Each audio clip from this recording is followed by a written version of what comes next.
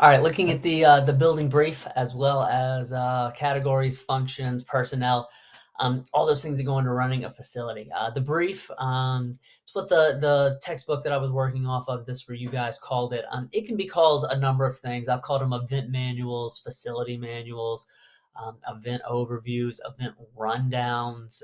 It can be anything. Brief is a good word. It is just an overarching document that kind of covers everything, either for the building or for the event.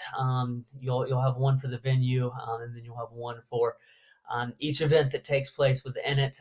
Obviously, those can get repetitive.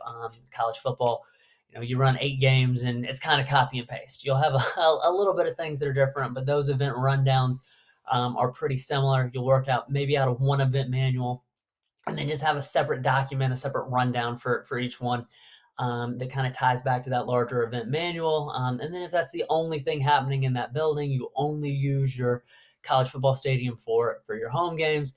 That event manual is probably also your facility manual. It's probably your event and facility manual. If it's a little different situation where you're running multiple sports out of a venue, think of an arena that's hosting basketball and volleyball in college.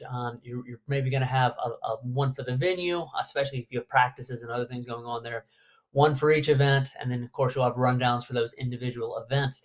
And that all ties, again, back to kind of who your staff is and who's running it. One thing that I always really prided myself on in college athletics was those event rundowns, timing sheets, making those perfect. I just loved it. It was always really interesting, and really important to me. And of course, it depends on kind of the nature of what level you're at, and the staff that you have, of how detailed those need to be, as well as the situation. If you're an arena and you're hosting a lot of traveling shows and people are coming in who don't know your building, those are very important.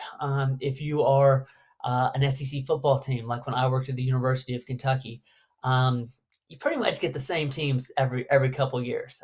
We have Florida, Tennessee, Missouri, and Auburn coming in. It was the first time Auburn had come to Lexington in, I believe, 6 years, but the other three had been there just 2 years before.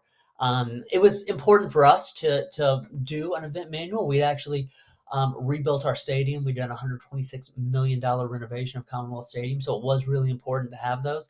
But now that stadium has been operating that way for, I guess, 8 years, are those manuals still important? Absolutely, because you never know if someone is new with the team. Maybe they got a new coaching staff and brought in new directors of operations and those things.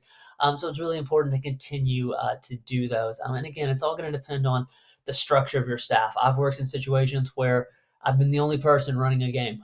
Sometimes that's a 200-person softball game. Sometimes that's a 12,000-person football game, and it's been just me.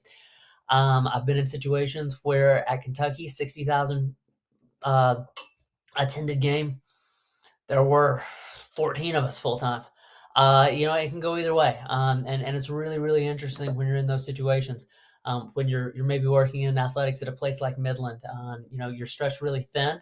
You have lots of sports, and so you're stretched thin. So you're this thin, and you can go this deep on it. Where at Atlanta United, I was working on one sport. I had a big staff.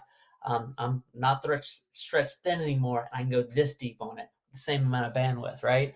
The operations of the facility and everything we've talked about in these past 3 weeks kind of goes to that structure and the number of people you have and the bandwidth that they have.